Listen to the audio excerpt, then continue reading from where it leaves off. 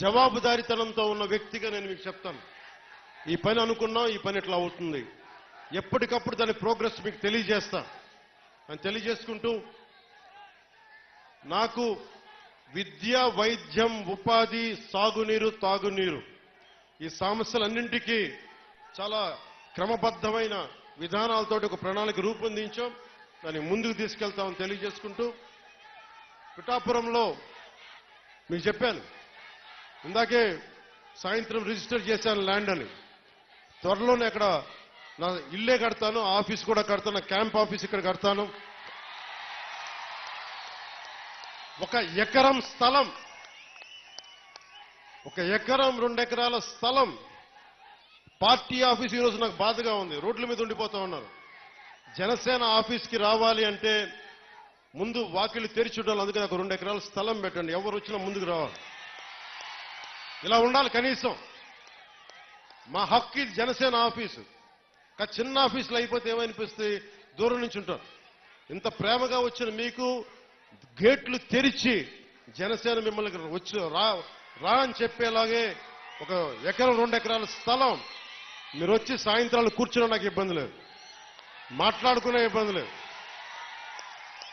ఇలా రోజు మాట్లాడుకునే నాకు ఇబ్బంది లేదు. అలాగే చాలా మంది పిటిషన్స్తో వస్తా ఉన్నారు. ఈరోజు ఒక 5 మందిని నేను అపాయింట్ చేశాను ఇక్కడి నుంచి రాకముందే. వారి చేత పిటిషన్లు తీసుకుంటా ఉన్నా.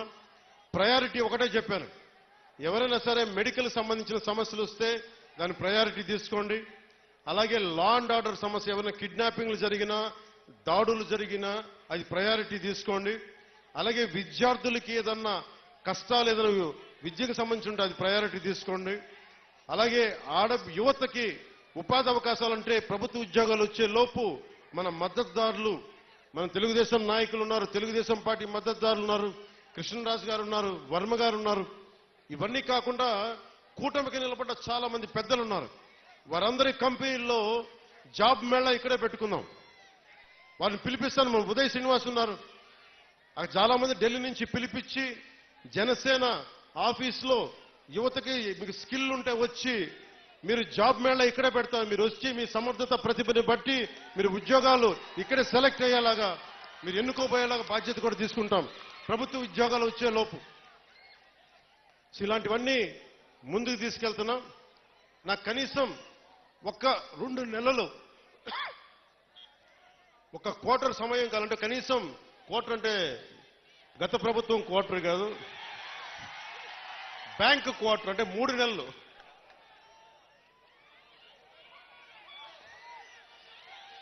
ఆ మందు ఇంకా అమ్ముతున్నారా వాళ్ళు? ఇంకా అమ్ముతున్నారు. అబ్కారీ శాఖ మంత్రి కొల్లు రవీంద్రబాబు గారిని అడగాలి దీని పరిస్థితి. ఇంకా వాళ్ళు మందు అమ్ముతున్నట్టున్నారు కదా ఇంకా.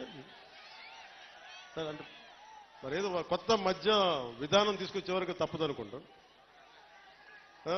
దొరకట్లేదండి.